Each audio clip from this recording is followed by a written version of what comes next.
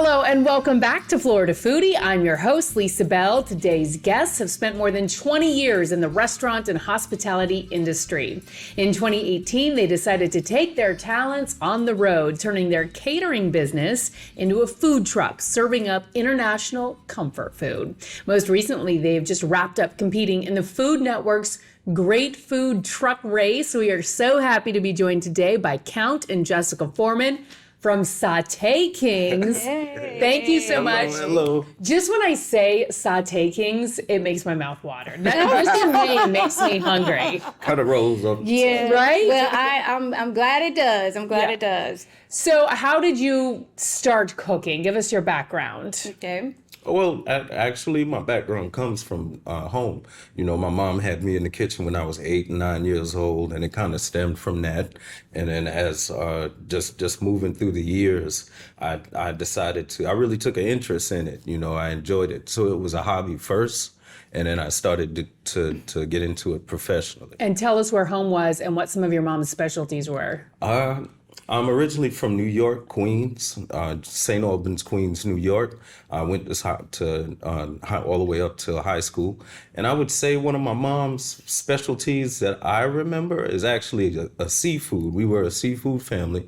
We did really enjoy seafood. Stuffed bluefish. It was a large. Say no more. Yeah, with crab and shrimp and Wow. the mussels used to every year. Now that was like special occasions. It would either be around like the 4th of July, like around this period of time, and yeah, that's one of the things that really stands out when I was coming up. Nice. And Jessica, how did you start out? Well, I'm like every other teenager. I started at McDonald's. I started in the fast food business, and that was like I was 16 years old. So I was a cashier, and then I would drop fries, and then eventually when I became 18, my mom had a friend that used to go to her church, and they opened it was a mom and pop, like me and my husband. It was a Mexican restaurant, Maria Bonita's, and I started as like a chip girl. And I would bring the chips and salsa to you. And then I went to hostess, and then I bussed tables, and then I became a server. And then from there, so I've been doing it since I was 18 years old to now. So I was always front of the house. I consider myself a mom cook. I like the crock pots, and, I like baking sometimes. And, I like making homemade soups. And I watch Martha Stewart. And, that I grew up on those type of things, of shows. So I did, and my boys, I did look at the Food Network. Like we used to watch the Iron Chef, the original ones, not and the Great Food ones, Truck Race. And the Great Food Truck Race as well. So we watch all these shows, and our passion developed. But I really started cooking when I met him. And you guys met in a restaurant, I understand. Yes, literally. We were both. I was back at the house, and she was a server in front of the house. And there's a backstory to it, but just from us working together, that's where it kind of sparked. Yeah. I introduced myself. He liked me. Here we are, 23 years and 2 kids later. It was at Don Pablo's. It was Don Pablo's, a Mexican chain restaurant back in, so it was like, 99? Yep, So 99. it tells you it's a long time ago. But back then they used to have like the commercials with the mariachi band, and so we met there, and we started. Did you make her some special dinner? I mean, how did this romance? He rescued me. He actually rescued me. That's what it was. Yeah. Like her tickets were falling behind, and I was making sure that my plates were coming out. And then one time, like, it was something happened, and I didn't bring a quesadilla. And I was like, give me a quesadilla. And I kid you not, he had like a quesadilla like right there. I don't know, he probably gave somebody else quesadilla. So he fell in love with a quesadilla. Sweet. Yes, that's how, and then, we dated, and then we just stayed together. Yeah. We actually moved to Orlando about a year and a half, 2 years into our relationship. Yep. So when did you decide you wanted to take that next step and go from working for someone else to actually starting your own business? Because that is a big deal. So I think what happened was I started a cleaning service a long time ago, and Chef used to help me. And then when, like he said, we came to Orlando and we were still doing it. And at that time, we were really like ambitious, and we were like, he was working at different restaurants, Planet Hollywood, and Cheesecake. Downtown Disney, Cheesecake Factory. And then I was working in Celebration. I was cleaning houses. And then when I would help her. he would help me. And then what I was doing is like some of my clients in Celebration, they were like really liking the way I service. And I told them, I'm like, well, I have a business. I clean houses, but I also did it as a concierge. So a concierge is basically, I used to run errands, do everything. And then that's when I introduced Chef, and I say, well, my husband cooks. And I say, we can do personal chefs. So we started getting into people's houses in Celebration, and we started cooking like their holiday meals, or if they were having a special occasion. Birthdays. So we were, we were really like hustling, because we didn't, at that time, we were young still, had 2 small kids. And unfortunately, we're just like everybody else. We didn't have all our articles to get a business loan, or, they denied us, or they were like, they're not taking a chance with a starter company. Yeah. Yeah. We were a starter company. Well, we still hear that. I mean, today it's expensive to start a food business. That is not one of those businesses that you can kind of start out of. It takes a lot of finance. It does take a lot of finance when it comes to the equipment to be established a certain way. Yeah. So for us to kind of find that loophole of me still being able to provide service inside the home under our concierge service, it really helped. It led us into the industry. It helped people get to know who we were. And that is how we got our start. Yeah. And then it seems like the next step from there to ease into it, certainly cost-wise, would be going into the food truck business, right? Street vending. We've just started getting our food trailer, but our first experience was with street vending, where we would actually pop up a tent. All we had was our 6-foot table and a grill, and go get our food containers and things of that sort. And that's how we started with the vending. So that's also how we got our product to the streets, to the customer. Another thing is, when you think of street vending, he's from New York. I lived up north. You see the hot dog carts, you see the knish. You go in different areas. Even in the Wall Street district or Manhattan, you see all the food trucks or the food carts.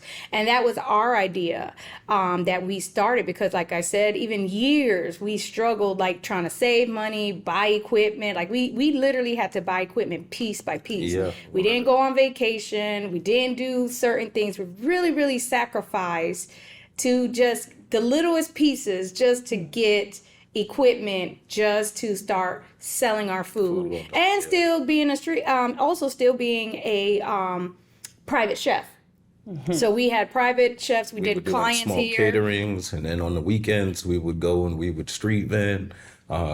Did you have a big vision of where you wanted to end up, and what you were working toward, besides just kind of making money here and there? We have always, the end goal was always to have a food trailer. The food truck was actually always our end goal. But it's amazing how, with ambition and putting your best foot forward, you'll be surprised at the opportunities that do present themselves. So a lot of other things happened that were very positive for us that we just couldn't really turn down. Like, we were able to acquire our first, to put us on a professional and legal level, we were able to acquire our first catering kitchen. So we had a catering kitchen where we were able to prepare our food, and now we were able to offer our food to the public and things of that sort. Like a commissary. Yes. But actually it was like a 2-car garage. I kid you not, literally. 450 square. Maybe two of these rooms. So how did someone just approach you and said, "Hey, I've got this commissary"? Well, like I said, it was footwork. I actually got sick. I got really sick. And it was like the beginning of 2016. My gallbladder had leaked and I became septic. So I was literally in ICU, like with complete organ failure. So I got really sick. I went home, They took the gallbladder and they were surprised I even survived because I was really in bad shape.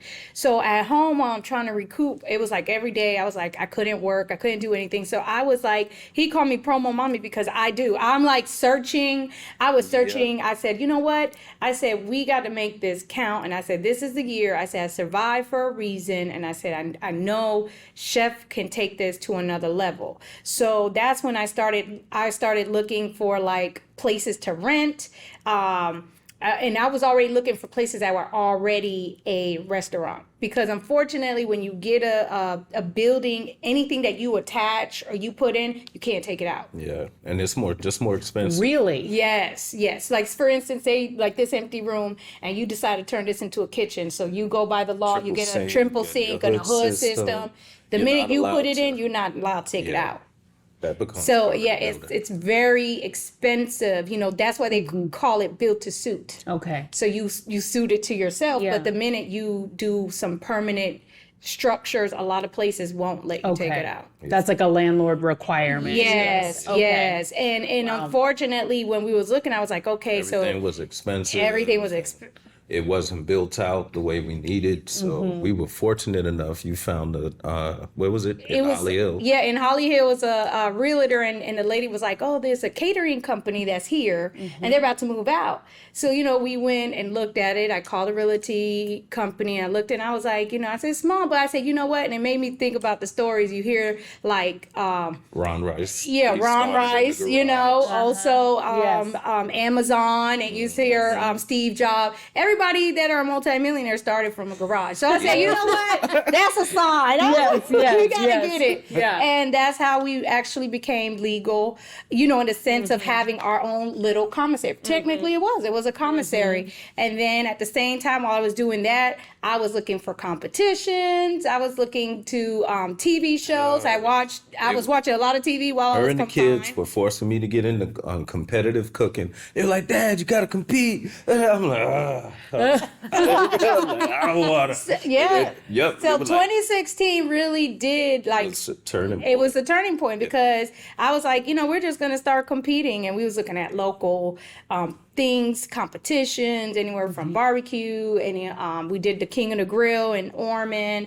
We saw the Taste of Jacksonville. So every time I was looking at different things that we can try out, even small little competitions, like it was church competition, it was a baking competition, and anybody that knew us and referred us, I was like, yeah, we'll do it. We'll do it. We'll do it. We had to get. And it also gave us a good connection. When you participate in those type of local events, it gives you a good connection to your community. So that was footwork. It really they were like, aren't you from? Where are you from? You know, it really sparked getting your name out there. Yes. It sparked their interest. Yeah. And that's, I think, the thing. A lot of people, you know, unfortunately, you know, we're at a generation. You know, we started with the internet. You know, but back then, a lot of the things to get your name out there was footwork. Yeah, you had to go knock on doors to door and give cards, talk to people face to face. Flea markets and things like that were very popular. And that's how we did it. You know, we really did. And then, you know, we started. You know, I know social media was starting to get bigger and bigger. You know, but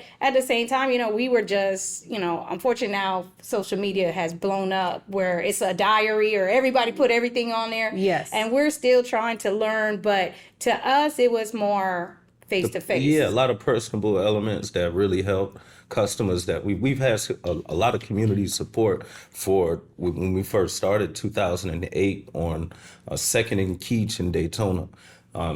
And that was when we started street vending in Daytona. So we've had customers, long-standing customers, and we've watched their kids grow up just like they've watched ours. The support has really, through 2020, the community support, that is what got us through. You know, that type of personable support from the community that really helped us through. Yeah. So the garage came first, then the food truck? The food truck just happened to come. We got a food truck. Literally. We actually moved into a bigger, larger kitchen restaurant in 2020. So that was the thing. So I kid you not, we knew our lease was ending. We was now we got so big where we were outgrowing the garage. Yes. So now the thing was also Daytona was still in this thing where they did not allow food trucks to be licensed in the city. So they just allowed it. But Isn't it amazing how that evolution has taken place Yes.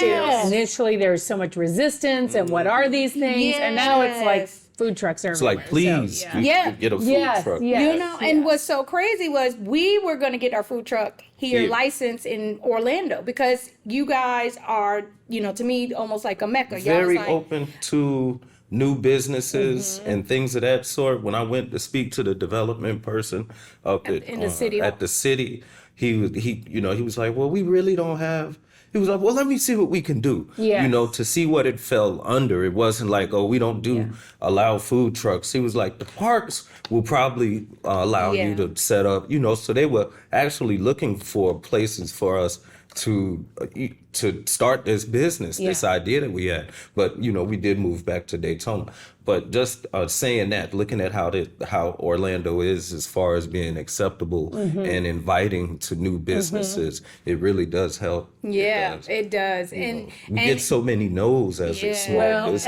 and I'm so glad you said that because I have heard that over and over again. But I've also heard from many people who say when someone tells you no, you're talking to the wrong person. Yes. And don't let them tell you no because it's easy for people to just say no, you can't do that, Yeah. rather than trying to figure out a way to make it work. and, So- I call ourselves rebels. You know? There's We're the bad kids on the block because We we were are. like, we kept getting no's. They And were we're like, telling us we couldn't "Oh, have we're-" a permit, so Yeah. we were setting up anyway. You I know, was like, Yes. okay. it's in a neighborhood that is a food desert. It's a neighborhood that is stricken with crime, and you have drug dealers that were allowed to be around. So here it is. We have something that technically is not illegal. But it We're was- providing a service to the community, so we felt like it was okay. and helping build community. Yeah.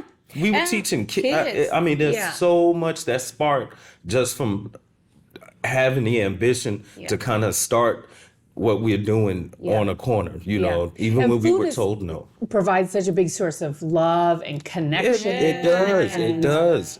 Culture and history, Yeah, and when yeah. people can talk about, you know, food and share stories Yes. over food and break bread, you know, it can change a neighborhood. And that was the thing for us, you know, because we started literally from the bottom. I mean, I can't tell you that we had somebody, a partner that gave us money, or we had a loan Right. from the bank. You know, it No, wasn't. It that was- wasn't. It our wasn't. answer You know, for the we bank were. was no.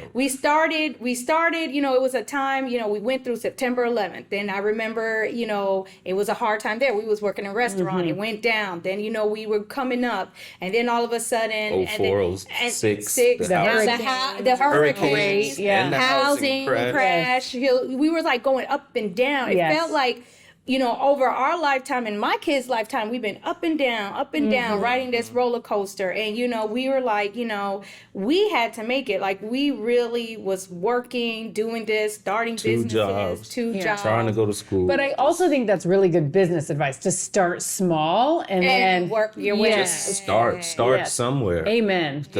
We were talking to a young lady about a nonprofit, and we had the idea of a nonprofit because we were technically performing a nonprofit with our kids' academy. We were doing free kids cooking classes, but we were just doing it out of our own pocket, Yeah. you know, and we were calling it, we had a name for it. And so the young lady, somebody approached us and was like, we need to take it to the next step so that it can be more effective, you know, for the community. So we were like, okay, and we went through all of this, and then it got to the point of trying to figure out a name. And there's a young lady, she's like, I don't know what I would do. I don't think I'm ready to build my own nonprofit. I'm like, you got a name for it? And she's like, yeah. I said, you further than we were when we decided to do it, you know? Yeah. So it's like, just start somewhere is Yes. really all I'm saying. Yes. Yeah, and that's the important thing that we try, even with the kids cooking class, we try, because right now you're starting to see where there's people, I seen small kids start their lemonade stands, we seen, you know, their No age limit for no business. age limit, you know, exactly, there is no age limit for business. I seen kids now doing their cupcakes and their baking. I mean, we started our kids, my son, who was our partner on the food truck race, my two boys, I started them at 5 and 8. They were right there with us. How old are they now? My oldest, Count Angel, is 22, and Jashawn is 19, about to be 20 in November. And are they still in the food business? Oh yeah, he's involved. He actually, well, the oldest, he bakes. He actually bakes, but he works in hospitality in Daytona. And Jashawn, he actually makes his own ice cream. So we're trying to get them to, Yes. you know, just a couple And he's of. a sous chef, believe it. And Jashawn Yes, is he a works. sous chef. Well, He is like, he can saute, he can grill, he can fry, he does prep. He's all around when it comes to the kitchen. So what is the Sauté Kingz specialty? When you show up, what are you serving up? As far as Daytona is concerned, because they call me the Daytona Pasta Man. Okay. So I'm known for actually our genre is international soul food. So I'm known for actually providing a scratch Italian Alfredo sauce on street side. We're actually street side when we cook. When we Cook first to started. order. Yeah, we usually cook to order. So that would probably be we're known for our crab cakes, our lamb chops, our lobster tails, and we place these over different toppings like our teppanyaki fried rice. We have a Caribbean inspired, which is Caribbean inspired rice. It's like a coconut fried rice, and we have the vegetables mixed in, Yeah. but it has a little Asian twist to it. And you know, it's just nice. I am sold. and you know, it's funny. Like so now before when we got in now we're in the restaurant, our bigger restaurant. Like I said, we actually moved. We signed a lease February 18th of 2020. February 8th. February 8th of 2020. Not knowing a month later, Yes. we were going to be shut down. My business shut down. I basically felt like I became unemployed. Yeah. And, you know, we were in this building and we were still paying rent on our other building because we were in transitioning. The garage. The garage. Yes. Yeah. Now we're in a real restaurant and there's still elements, even though it had a hood system and stuff, but we had to buy different equipment because we didn't have all the equipment. Right. We didn't have fryers. We didn't have a stove, you know, a commercial stove. Refrigeration. Painting. Like, we had to paint. We did the three of us did all of the renovations for the building it took us a year and a half to do the renovations. And so during that time, we just set up out front.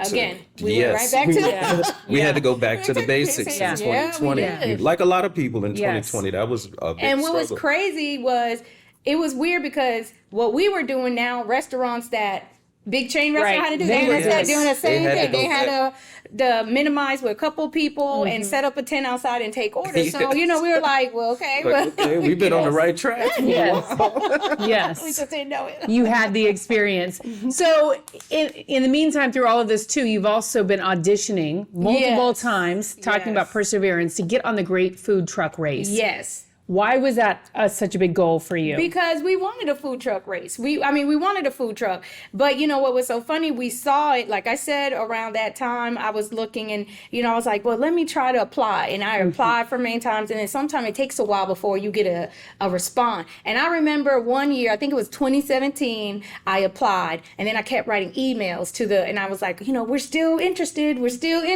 Pick us. We're the other foreman. So you're like telling stories. I was sending pictures. And then finally we did get an interview in 2018.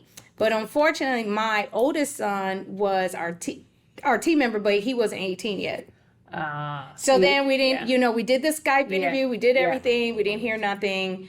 Then I was like, okay. Then some years passed, and about 2019, about the end of 2019, into 2020, I applied again. Yeah. So this time we got up, we did it again. They were interested. By this time my son was now of age, my oldest, and then they were interested. And then, they were like, they told us we were like coming, or we felt like we was coming. Like, they're like, they don't give you a definite yes or no, but you just get a like, feeling. If you're, they kind of tell you something like,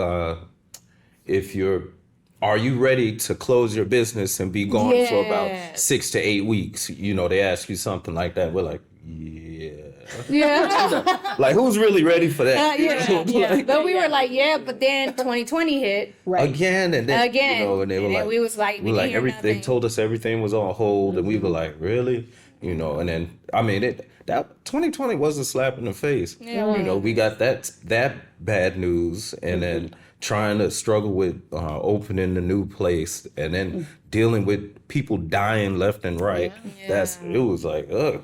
And then finally, it was like 2021 in December, I saw something on Facebook, and they were like, do you want to audition for the food truck race? And you're like, yes. Third time's a charm. Okay. I was like, let me do it. And I was like, and then I basically I did the story, I sent pictures, and I was like, and then finally I got like a reply. A response really pretty quick. And it went really quick, and I was like, okay, we did the Skype interview, they did everything, and then they finally was like, we're gonna see, they were giving us like the thing, like, saying that we're gonna be picked, or if you could shut down your business, and I'm like, maybe this time is it, Again. But if it wasn't our time, I was gonna apply again. Yeah. Like She's you very said, I persistent. wasn't gonna take a no. This time you were selected. Yes. So what was that experience like? Yes. It was like, I don't know, you're on edge because you don't know if you're gonna go, and then you finally get word. I think we got word around Valentine's Day. Yeah. That was real, and we were actually in St. Augustine at a martini bar. Yeah. And you get. So you ordered another martini. Oh yeah, definitely. If you are in St. Augustine, what is it? The little martini house, the teeny martini house. That's what we call it. It's a good place. martini place. I like martini. That's why. So I'm have a very positive attitude. Like if things are going bad, I try to think very positive. So I'm telling her, I'm like, we're getting the term is we're getting flued out. When somebody else is flying you out, you're getting flued out. So I'm like, we're getting flued out, right? So and I'm like, I don't know, right? Yeah, and I'm like, he's like, Pat, I'm packing my bags. I'm like, I'm packing. She's like, calm down. I said, calm down. I said, I'm packing. I said, I need to pack. Plus, I overpack, so I need to pack. You need time. Anytime. Yes, look, his bag is usually charged double. So he's that type of packer. So I was like, I did good this time. Yes, you did. Yeah, I will say that. We got word. We were like, wow, it was surreal. It was surreal. So where is the taping, and do they provide everything for you there, or how does that work? Generally, they do provide everything for you. Everything that you list and ask for, as far as being able to perform your recipes and things. There are rules as far as what you're able to have and just to make it fair for all the teams. So there are things that they omit. They provide the truck for you. They wrap the truck in your logo. Nice. They ask you for a list of the equipment that you're looking for based on the recipes that you provide. And then everything else is up to you. The hotel, they take care of room and that's nice. You do. You get. But when you're in that food truck, you're in that food truck. You're working in a lot of things. You literally do start off with a till of like $300-$400, and which is not even fathomable as far as operating expense. Yeah, because like us, like no offense. Like what? We're here in Florida, okay? It might go, but when you're in California, that don't go very far, because everything is very expensive, and even us, like we were used to, no offense, we're used to doing like our lobster, our crab cakes, and different stuff like heavy seafood, and that doesn't really happen like that over there. It's we're very fortunate. I might cover the lobster and the lamb chops with $400 or $500. Yes, exactly. Now, do you have to stay in that budget, or? Yes, you have no choice. That's all you have. So they set you a budget, and all the teams have the same budget. Yeah. So you have to be strategic with your purchasing. So that's important. Yeah. You want to make sure that you purchase enough to sell. So So how'd you guys do? we did pretty good. Yeah. We did pretty good as far as You the can see recipes that we provided. They were very impressed. But you gotta check. You Yep, gotta you check gotta the look at show. the- Yeah, you we gotta look were, at the but we, show. how can I say, well, it's already shown us, but we didn't win, unfortunately. But we did get a lot of good response. Our reviews Our are- reviews were We great have people feedback. that have said that they're not going to watch the show past the 2 episodes Really? that we Yeah. were in. Yeah. They were very Yeah. impressed with Yeah. our presence, like how we, as a family, even we're different. You could tell that we are different. We're foodies. We're really serious about the food and less about some of the other things that were going on. We're not involved in that. Drama or Yeah. nothing. Right. It's Yeah. a reality show, and unfortunately, and that's what we learned. We're not, who the people that we say we are, regardless if you see us on Second and Keach to up in California. I mean, we've been able to Be true to ourselves. be true to ourselves and what we do. We're real foodies. We're not for the the hoopla. What it is what we bring to the table. And unfortunately, you do see there was a little bit of drama and stuff like that. But hey, it's a reality show, I guess. And unfortunately, we were, and it was weird because focusing on. Yeah. and it was weird because I was like, man, we're actually the normal people. Yeah, that's how we felt. We was gonna be. Sometimes we can be icy hot. Yes. We're husband and wife. It's We're a very spicy hard. couple. Yeah, we're very hard to work with your significant other. With your son mixed in. And with our son mixed in because I'm still a mom and there's sometimes he be Yeah. doing stuff. I'm like, Jashawn, what are you doing? And he sometimes goes in Ramsey mode. He was like, he was like, no, you didn't chop that. No, I don't want this. Like, I was like, shoot, okay, well, fine, so it was weird. And when we were looking at it, I'm like, okay, we ain't that bad, So where can people find your food right now if they want to try some Sauté Kingz? Okay, well, right now you can find us. We have a brick and mortar. We're in Daytona, 200 South Martin Luther King Boulevard in Daytona Beach. You can find us on our website, www.sautekingz.com. And Kingz with a Z, so it's SAUTEKINGZ.com.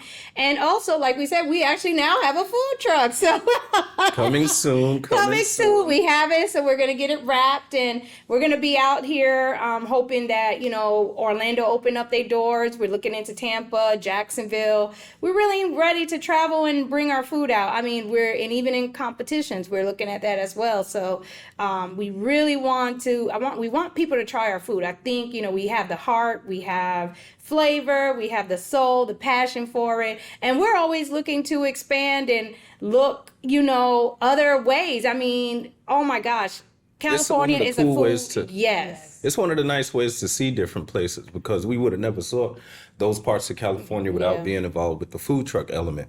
And it's the same thing here in Florida. You have, Florida's picturesque also. Yeah. So to be able to travel around, and that's one of the reasons why we're caterers.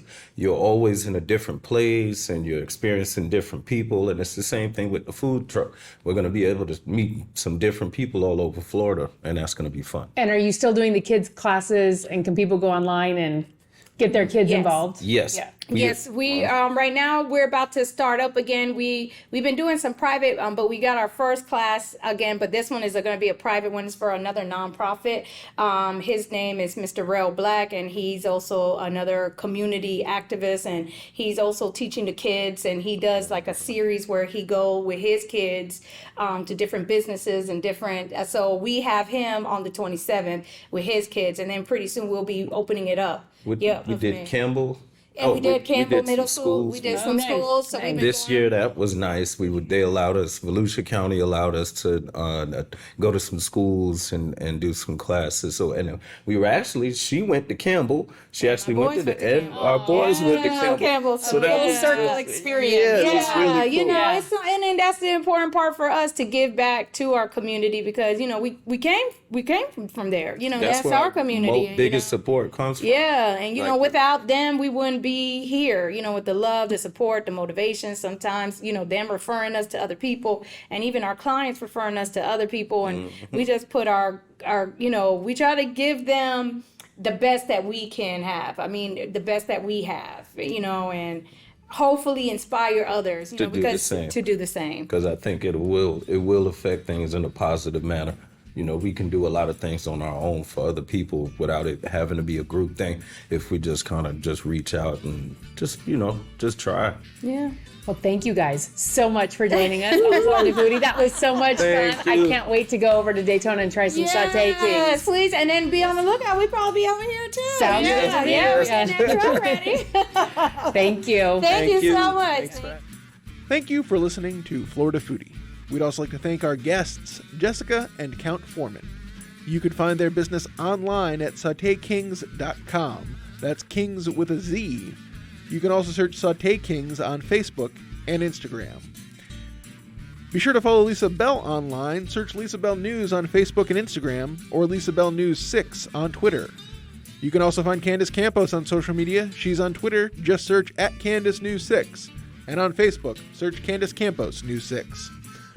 Also, a big thank you to our technical producers, Derek Mosier and Ryan Haley, our post-production audio engineer, Chris Flora, and our director, Rich Burns.